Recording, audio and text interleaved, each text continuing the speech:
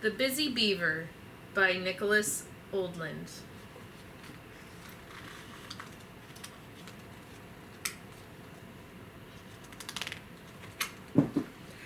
There was once a beaver who was so busy that he didn't always think things through.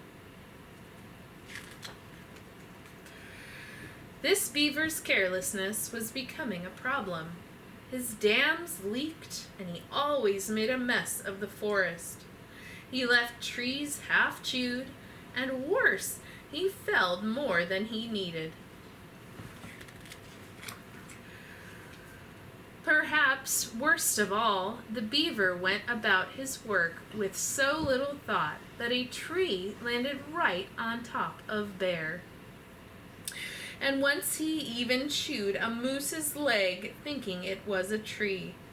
The beaver was just that careless. It was only a matter of time before something went terribly wrong. Sure enough, one day the beaver was so busy chewing on a tree that he failed to notice it was falling in his direction.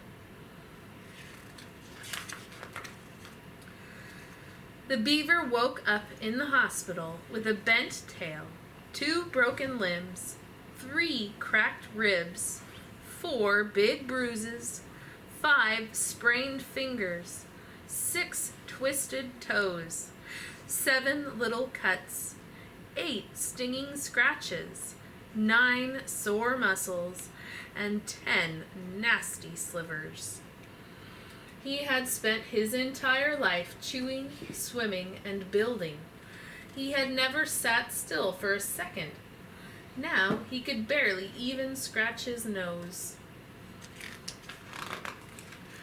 At first, all the beaver could do was stare at the ceiling. But little by little, he began to heal. With lots of rest, he regained his strength. And before too long, he was trying out a pair of crutches. Eventually, the beaver was able to hobble over to the window. This was the first time he noticed his leaky dam, the mess of trees he had left half chewed, his friends' bandages, and a family of homeless birds. He realized he had a lot of work to do. The next day, the beaver embarked on a rigorous rehabilitation program. He got back on his feet, did lots of yoga, and lifted weights.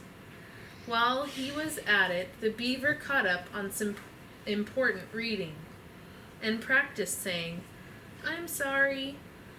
Soon enough, he was ready to go home. The beaver's friends were a little worried about his return to the forest, but despite their concerns, the beaver went straight to work. "Hi guys, run for your lives!" Before the beaver started his first project, he did a full tree inspection, checked to see if there were any animals in harm's way, and carried a frightened caterpillar to safety. Then the beaver went ahead and built the family of homeless birds a new nest. Next, the beaver apologized to his friends for being careless and causing so much damage. "Sorry, guys." To show that he meant it, he made the bear a vase for his den. "Thank you." And he built a canoe for the moose. Apology accepted. The beaver's final task was to clean up the mess that he had made in the forest.